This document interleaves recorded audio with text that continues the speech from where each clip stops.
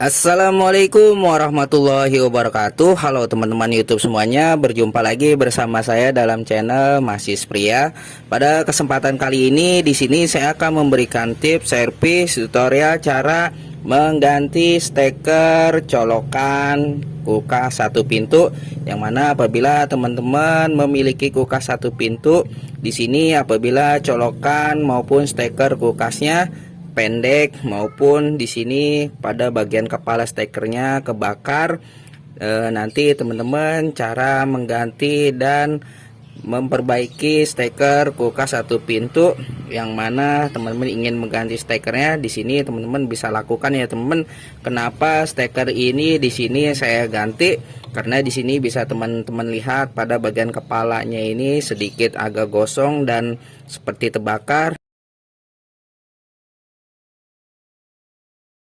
Dan pada bagian kabel yang di sini pun banyak yang telanjang ya teman. Di sini banyak yang terkelupas, telanjang karena bagian banyak yang digigit tikus. Makanya di sini ini sangat bahaya ya teman apabila kulit kabelnya ini terkelupas dan telanjang. Dan di sini apabila teman-teman ingin menyambungnya, caranya bisa teman-teman potong dan sambung, itu mudah ya teman. Namun kali ini di sini saya akan menggunakan kabel yang telah saya siapkan ya teman. Gimana cara untuk mengganti steker colokan kulkas satu pintu yang apabila di sini pendek, teman-teman ingin menggantinya dengan yang panjang, maupun apabila di sini kabel colokannya banyak yang putus, digigit tikus maupun bagian kepala stekernya terbakar. Dan untuk langkah pertama di sini pada bagian penghubung atau sambungan jalur kelistrikan steker colokan kulkas satu pintu, di sini kita buka terlebih dahulu ya teman. Ini ada bautnya, ini disolatif, kita buka terlebih dahulu. Di sini ada baut ya teman-teman, kita buka terlebih dahulu bautnya. Dan di sini pun bagian sambungan kabelnya dibungkus dengan plastik dan solatif. Nah ini teman-teman bisa perhatikan, untuk melepas ini pastikan pada bagian pipa ini jangan ada yang ketukuk ya teman-teman, karena bagian ini jalur sirkulasi freonnya, agar teman-teman hati-hati untuk melepas atau membongkar bagian kabel ini agar pipa maupun jalur freon ini tidak terkelupas. Nah ini pun di sini jalur yang ke dalam yang terhubung pada termostatnya, di sini banyak yang digigit tikus. Nanti di sini teman-teman bisa memotongnya, menyambung langsung kemudian disolatif. Dan untuk ini kita buka terlebih dahulu ya teman, songket pada penghubung kabelnya. Apabila teman-teman takut lupa menyambung kabel yang telah terhubung seperti ini, teman-teman bisa mengambil handphone untuk memotonya atau merekamnya agar teman-teman tidak lupa salah menyambungnya. Ini songketnya saya buka terlebih dahulu.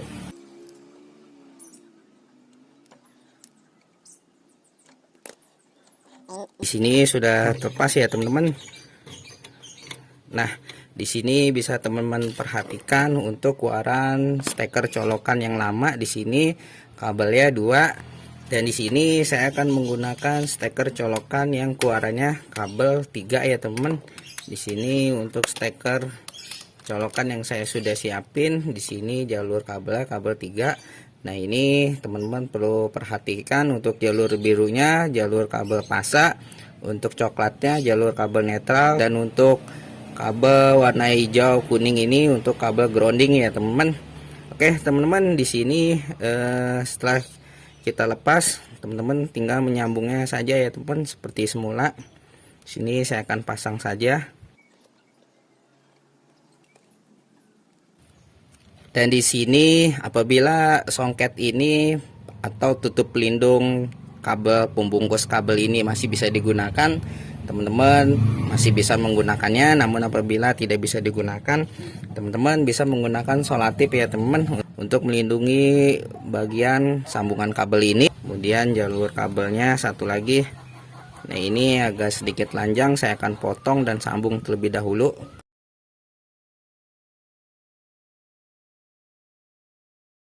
kita akan sambung pada jalur kabel stekernya. Dan untuk jalur kabel grounding ini teman-teman bisa menempelkan pada bagian kabel yang di sini ada kabel hijau ya teman, maupun menempelkan pada bagian bodi kompresornya.